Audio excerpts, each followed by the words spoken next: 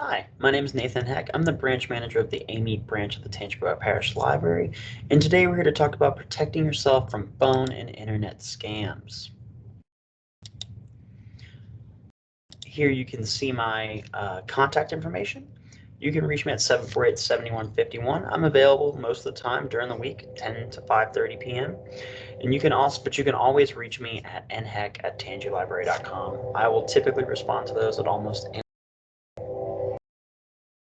you have. So first we're going to talk about telephone scams, and before we do that, I thought it'd be good to talk about a few general tips involving phone scams. In general, it's best not to answer calls from unknown numbers. If it's something important, people will typically leave a message, and this will kind of screen your calls from telemarketers. There's no point in even picking up that phone call. Next point is that you should never give personal information over the phone. Even if someone says they're from the IRS or from your bank or anything like that, you definitely do not want to divulge address, birth dates, social security numbers, anything like that over the telephone. And if you do get on the phone with a telemarketer, they're typically going to offer you a prompt. It'll say something to the effect of press 9 to be placed on a do not call list. You never want to follow that prompt, because if you press 9, you're actually telling that telemarketer that you listened to the whole call and you didn't hang up immediately. So those general tips out the way, let's look at some specific scams. This one's really popular. It's threatening calls from the IRS. So the situation is that you receive a call from the IRS. You have not paid your taxes, or there's some sort of penalty, and if you do not act right at this second, they're going to take legal action against you. So what should we do in this situation? You should always ignore that call. The IRS will never make first contact with you via phone. In fact, it's always going to come through the mail, and about half the time it's going to be a certified letter. So unless you've already contacted the IRS and you've set up a phone call meeting with an agent to discuss your specific situation, they're not going to call you. This is just a fear tactic trying to get you to make payment right away. Let's look at the next popular phone scam: technical support calls. So the situation is that you receive a phone call from a Microsoft representative. Your computer needs to be updated to prevent a security breach. They need your login information to various accounts to proceed. Once again, the solution is to ignore this. Technical support will never call you unsolicited. So unless you have sent some sort of work ticket to Microsoft or another vendor for them to fix something on your computer or to work with you about something, they're not going to contact you. They don't send things like that out. For any sort of system-wide security issues, they're just going to send an automated update out. They're not going to actually call you. These calls are making an effort to gain access to your information. Let's take a look at another one. Charity appeals. So the situation: hello, Hurricane Laura has brought devastation to Southwest Louisiana. Will you send $100 to aid the relief? We simply need your credit card information. In this situation, you can't immediately ignore it, but you should definitely research it. Charitable organizations do solicit donations over the phone, but a pushy caller demanding immediate action is a red flag. Typically, a reputable charity organization should have a pretty substantial web presence, so you should be able to find out if this is legit pretty quickly via a quick Google search. And if they're not offering a tax-deductible receipt, that's a pretty good indication it's not a legitimate charity. Now, this is a very popular one. It's a family member's in peril. So the situation is, hello, is this John? I'm Earl's, and that's your grandson's best friend. He was involved in a terrible accident last night and is in need of money. Can you wire me $1,000 right away? The solution in this case is to call the source. It is very, very, very easy to get access to all of your family information online. They can find out your children, your grandchildren, your nieces, your nephews, etc. The quickest way to sort this out is typically just to call the person in question, because they're probably not in trouble and they're probably just sitting on their couch having a quiet night in. So you can rest easy and you can quickly solve this issue. If someone is legitimately in trouble, you would hope to be able to talk to the actual person or someone you previously know, whether it be a spouse or something that you're actually acquainted with. And this is a favorite attack against seniors. It happens quite often. The next one is calls from your bank. Situation, your bank calls you to secure your account. Some questionable activity took place. All you need to do is confirm your account number, routing number, and PIN number. That way they can secure your account. The solution is to ignore it.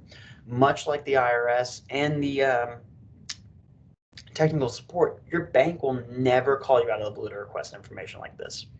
Remember, they have this information on file already. There's no reason to ask you for it. Typically, a bank would send any request like this via the mail, and if they were going to call you, it typically would have been set up by you. All right, so that covers the most popular phone scams. Let's talk about some internet scams pretty quickly. All right, so the most common one is unfortunately one we can't do much about, and that's data breaches. You regularly shop with Amazon.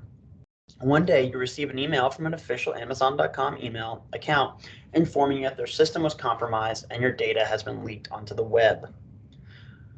Unfortunately, there's nothing you can do to prevent these breaches, but you can mitigate their effects. If possible, you should immediately request new credit cards or debit cards associated with the account and untether any linked payment accounts, such as PayPal. So essentially, you're going to want to go in and break off anything in that account that would give cyber criminals access to your finances. And like I said, it's really unfortunate because there's nothing as a consumer you can really do about this except hold companies accountable when these breaches happen. Another really common internet scam is malware. So one day you're using your computer to laugh at videos of cats playing with their reflection, and all of a sudden the computer dies. It won't boot up. What happened? Malware is a malicious software designed to disable or compromise a computer. And unfortunately, malware usually ends the life of a machine, or at least requires all the data stored on it to be destroyed, meaning a reformat of the system and starting over as if it were fresh out of the box. You lose all of your data.